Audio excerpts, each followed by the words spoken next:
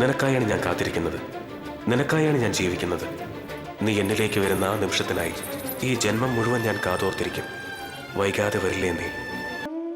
ഇനിയെങ്കിലും എന്നെ ഇഷ്ടമായിരുന്നു എന്ന് ഒരു തവണയെങ്കിലും നിനക്ക് പറഞ്ഞൂടെ? എന്നാലും ഞാൻ നിന്നെ ഇത്രയധികം സ്നേഹിച്ചിരുന്നു എന്ന് എനിക്കറിയില്ലായിരുന്നു. ഇപ്പോഴാണ് എനിക്കത് മനസ്സിലായത്.